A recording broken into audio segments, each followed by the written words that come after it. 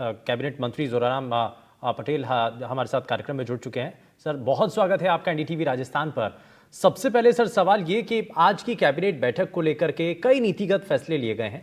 इसमें चाहे सौर ऊर्जा के अंदर राजस्थान को सशक्त बनाना, सक्षम बनाना हो, सबसे बड़ा आपको पहलू कहाँ नजर आ रहा है जो राजस्थान को तेजी के साथ आगे बढ़ा देगा? देखिए, सबसे पहले तो मैं आपका धन्यवाद करूंगा और आपसे निवेदन भी करूंगा कि राजस्थान को सशक्त राजस्थान और राजस्थान को एक समृद्ध राजस्थान और राजस्थान को एक विकसित राजस्थान बनाने में हमारे आप लोगों की भी बहुत महत्वपूर्ण भूमिका है जी। हम 4-5 सेक्टर में हमारे यशस्वी मुख्यमंत्री आदरणीय भजन लाल जी ने फोकस किया है। एनर्जी सेक्टर में हम आत्मनिर्भर बने, किसानों को मिलने वाली जो सहायता राशि है, किसानों को अपनी आय जो दुगनी करनी है, किसानों को सहायता देनी उसमें करें। हमारा उद्योग पनपे और राइजिंग राजस्थान के नाम से हमारे जो इवेंट्स होने वाली है, किसी देश और प्रदेश के लिए उद्योग बहुत महत्वपूर्ण होते हैं। उद्योग पनपे और साथ ही साथ हमारा जो इंफ्रास्ट्रक्चर है उसके साथ साथ हमारा अधिकारी वर्ग, कर्मचारी वर्ग भी हमारे लिए बहुत ही महत्वपूर्ण है। उनकी भूमिका भी एक विकसित और समृद्ध प्रदेश के लिए जरूरी है।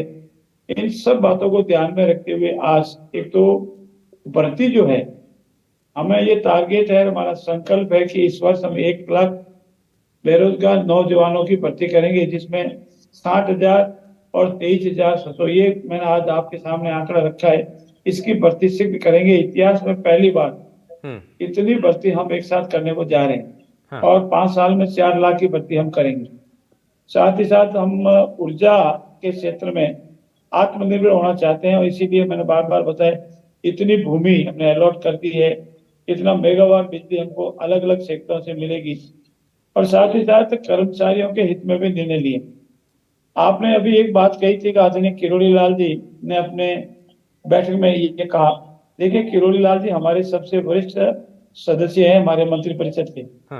हमारे वरिष्ठ मंत्री है, अनुभवी है और मंत्रिपरिषद के दौरान अनेक बातों पर चर्चा होती है। वो मंत्रिपरिषद के अंदर का विषय है, वो बाहर का विषय नहीं है। जैसा आपने बताया ऐसी कोई बात नहीं हुई और जो अंदर की बातें हुई है मंत्रिपरिषद के दौरान अनेक विषयों पर चर्चा होती है और चर्चा एक हमारे मंत्रिपरिषद के निर्णय का भाग है, लेकिन अंत में जो हम निर्णय लेते हैं उसकी जानकारी किसी के मार्फत आपको देते हैं। ठीक है सर, अगर आपने जिक्र किया ही है तो मैं चाहूंगा कि एक सवाल उस पर मैं कर भी लूं।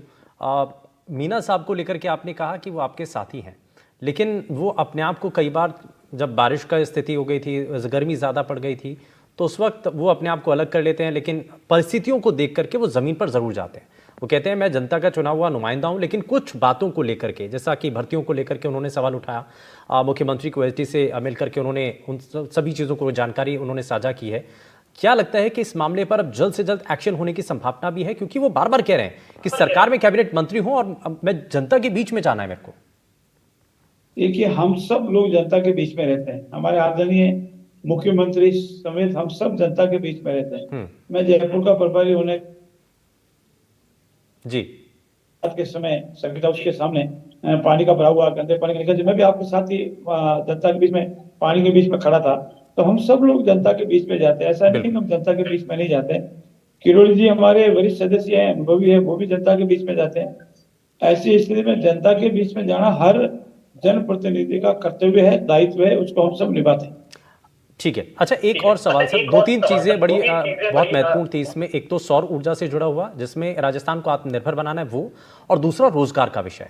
अब इसमें जो सफाई कर्मचारी हैं उनके लिए तय कर दिया गया कि भाई 2 साल जिसके पास अनुभव होगा उसको हम इसमें जोड़ देंगे। तो ये बड़ा सिंपल कर दिया गया है, इससे राहत मिलेगी? जी सर, इससे राहत क्यों मिलेगी कि हमने पिछले पूर्ववर्ती सरकार ने अनेक बार भर्ती करने की कोशिश की, परंतु वो कहीं न कहीं जाके न्यायालय में अटकी। और एक ये मानना भी है कि जो इस क्षेत्र में काम नहीं करना चाहते हैं वो भी कई लोग आ जाते हैं। इन सब का समाधान एक ही है कि जो इस काम को करने के इच्छुक हैं, बेरोजगार हैं और इस काम का अनुभव रखते हैं, उनको हम वरीयता देंगे। बिल्कुल। अच्छा, एक चीज और है सर, मैं आखिरी सवाल मेरा आपसे यह है कि राजस्थान में निवेशकों को आकर्षित करने के लिए एक बड़ी कोशिश की गई है और इसके लिए 3,000 करोड़ के निवेश पर इंसेंटिव देने के लिए भी फैसला किया गया है। लगता है कि इससे राजस्थान की जो पॉलिसी है वो अट्रैक्ट करेगी जो निवेशक हैं उनको। हम सबका पूरा प्रयास है, हमारे मुख्यमंत्री जी का पूरा प्रयास है कि हमारे यहाँ जो निवेशक आ रहा है उसको सिंगल खिड़की पे सारी सुविधाएं, जो कानून सम्मत सुविधाएं वो तुरंत मिले, उसको विभिन्न विभागों में इधर उधर जाना नहीं पड़े, परेशान नहीं होना पड़े। इसलिए करीब लंबा अरसे के बाद इस बार सारे हमारे जो राजस्थान के प्रति आकर्षित हो रहे हैं। राजस्थान का एक विशेषता ये है कि हमारे पास जो खनिज है, ऐसी प्रचुर मात्रा में खनिज अन्य किसी प्रदेश के पास नहीं है। और हम हमारे एक चीज की हमें बार बार ब्लेम किया जाता था कि नौकरशाही में, लाल फीताशाही में, इस वजह से उद्योग हमारे यहाँ नहीं आते। इसको हम पूर्ण रूप से समाप्त करेंगे। उद्योगों को, उद्योगपतियों को जो सुविधाएं चाहिए, जो न्याय संगत है, वो तुरंत हाथों हाथ सिंगल खिड़की देंगे।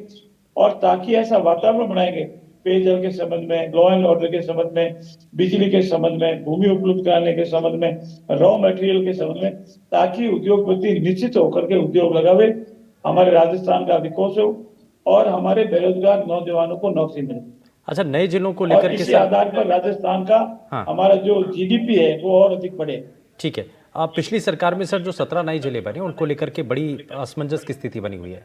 अब इसमें सुखराम बिश्नोई जो है वो आमरण अनशन पर बैठे हुए हैं। उन्होंने कहा है कि मैं तय समय आपको देता हूं, अगर आप इस समय तक एसपी की नियुक्ति नहीं करते हैं तो ये मेरा आमरण अनशन जारी रहेगा। कोई व्यक्ति आमरण अनशन बिना कारण करता है तो वह न्याय संगत नहीं कहा जा सकता। अभी तो नहीं पता किसी को कौन सा जिला रहेगा, कौन सा जिला जाएगा। एक हमारे यशस्वी मुख्यमंत्री जी ने एक्सपर्ट कमेटी मुकर की। एक्सपर्ट कमेटी ने हमारे सबसे सीनियर ललित के पवार रिटायर्ड आईएएस, उन्होंने अपनी रिपोर्ट दी। हमारी कमेटी बनी हुई है, कमेटी अभी उस पर समीक्षा कर रही है। उससे पहले ही ये कहना हमारा जिला जाएगा, इसका मतलब उनके मन में कहीं न कहीं डर है कि उन्होंने अपने राज के दौरान, अपने मंत्रिमंडल के दौरान मंत्री पद का नाजायज फायदा उठाकर जिला बनाया है। अगर उनका जिला हमारे जो नॉर्म्स है इंडिया गवर्नमेंट के बनाए हुए हैं, अन्य प्रदेशों में है, हमारे हैं, उस नॉर्म्स में आता है तो रहेगा, नॉर्म्स में नहीं आता है तो सरकार फिर विचार करेगी। और जहां तक उनको जिला बनाने से बेनिफिट होता है तो उनको जिला बना दिया, उसके बाद फिर वो विधानसभा में क्यों नहीं पहुंचे। अगर जिला बनाने नहीं बना से होता तो वो तो उन्होंने जिला बनाया, फिर भी वो नहीं जीत पाए। अनेक ऐसे जो मेरे जानकारी के अनुसार 17 माननीय विधायक है जो पूर्ववर्ती सरकार में विधायक थे, उनके क्षेत्र में जिले बने, फिर भी वो विधानसभा में नहीं पहुंच पाए। तो ये कोई महत्वपूर्ण विषय नहीं है। हम लोग पारदर्शिता से, नियमों के अनुसार, जनहित में जो भी निर्णय होगा वो निर्णय लेंगे। हम कोई वैमनस्य से निर्णय नहीं लेंगे, कोई किसी की पक्ष या विपक्ष का ध्यान नहीं रखेंगे। हम जनता का हित देखेंगे, राजस्थान का हित देखेंगे, उसके बाद जो भी न्यायोचित निर्णय होगा वो निर्णय लेंगे। ठीक है, यानी कि ये जनता तय कर रही है। जोगराम जी, इस बीच हमारे साथ हमारे सहयोगी इनपुट एडिटर सुशांत पारिक भी हमारे साथ जुड़ चुके हैं, वो भी आपसे कुछ सवाल करना चाह रहे हैं। सुशांत जी, मेरा एक सवाल आपसे है, क्या सरकार जिलों को खत्म करने का डिसीजन ले चुकी? कमेटी रिपोर्ट, अपनी जो रिपोर्ट है वो दे चुकी है, कब तक फैसला होगा और कितने जिले आप मानकर चल रहे हैं राजस्थान में अभी खत्म या मर्ज करने की सरकार की तैयारी है? आपको अपडेट करना चाहता हूं, अभी सरकार ने कोई निर्णय नहीं दिया है। अभी हमारी एक्सपर्ट कमेटी ने रिपोर्ट दी है और हमारे जनप्रतिनिधियों की जो कमेटी है वो इस पर समीक्षा करेगी। एक बैठक, मात्र उनकी एक बैठक दी है। अनेक बैठकों के उपरांत जो हमारे नॉर्म्स बने हुए हैं, नियमानुसार है, कानून है, जनसंख्या के क्षेत्रफल से अनेक चीजें होती है, उसको सबको देखेगी, उसके बाद निर्णय लिया जाएगा। अभी तक हमने न तो निर्णय हटाने का, किसी जिले को बढ़ाने का, न किसी जिले को हटाने का, न कोई निर्णय नहीं, क्योंकि अभी तो हमारी समीक्षा ही नहीं हुई है। समीक्षा के उपरांत ही जनहित में निर्णय लिए जाएंगे, इतना मैं आपको कह सकता हूँ। तो कांग्रेस सरकार के सामने जो मंत्री हैं वो जो धरना प्रदर्शन कर रहे हैं जोगाराम जी, तो क्या केवल एक तरीके से अधूरी सूचनाओं के आधार पर ये सारा जो है अनशन, विरोध प्रदर्शन किया जा रहा है? मैं आपकी मार्फत जो भी माननीय विधायक, पूर्व विधायक, माननीय सदस्य, जनप्रतिनिधि इस संबंध में कोई धरना प्रदर्शन कर रहे हैं या कोई उनको मन में वहम है तो वहम नहीं निकाली। ये बदन लाल जी की सरकार, ये भाजपा की सरकार राजस्थान में जनहित में सभी पक्षों को सुनने के उपरांत सभी न्याय के जो हमारे नॉर्म्स है उसको ध्यान में रखते हुए कोई न कोई समीक्षा के उपरांत निर्णय लेगी। वो निर्णय लेगी जिसको जनता स्वीकार करेगी। हाँ, अब किसी को कोई राजनीति करनी है और कोई न कोई आधार बनाना है तो वो अपनी जगह स्वतंत्र है। इस प्रजातंत्र में कोई भी बात कह सकते हैं। और अभी तो कुछ जिले बढ़ाने नहीं बढ़ाने, हटाने नहीं हटाने की कोई कार्रवाई नहीं हुई, हमारी समीक्षा ही नहीं हुई।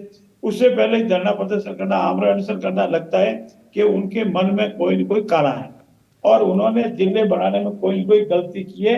नहीं तो निश्चित रहे, अगर जिले नियमानुसार बने, कानून अनुसार बने तो उसमें कोई तकलीफ ही नहीं, और नियमानुसार कानून अनुसार नहीं बने तो उसमें सरकार विचार करेगी।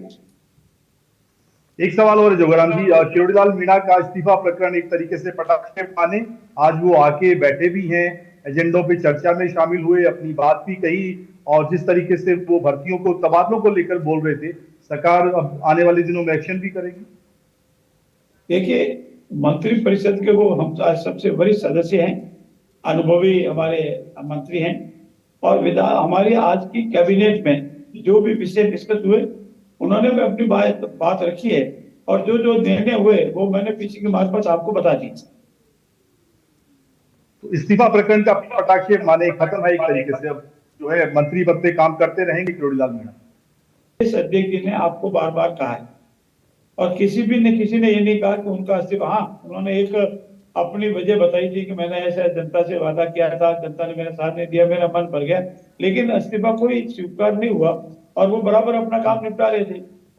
और इसके संबंध में हमारे प्रदेश अध्यक्ष ने आपको अनेक बार बताया कि नहीं, वो बराबर अपना कार्य कर रहे हैं, और मंत्री के नाते आज मंत्रिपरिषद की बैठक में उपस्थित हुए, अपनी बात भी रखी, और भविष्य में मंत्री के नाते, वरिष्ठ मंत्री के नाते बराबर काम करेंगे, जनता की सेवा करेंगे।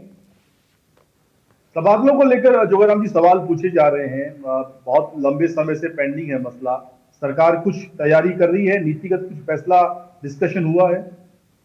देखिए, तबादले की लिस्ट है जो आती है वो आप खुद ही बता रहे हैं, आरएस की लिस्ट आई, आईपीएस की लिस्ट आई, आईएएस की लिस्ट आई, बार बार आई है, और दूसरे विभागों के तबादले हैं उसको भी समय अनुसार होंगे, और जब भी होंगे सबसे पहले आपको बताए जाएंगे कब होने वाले हैं।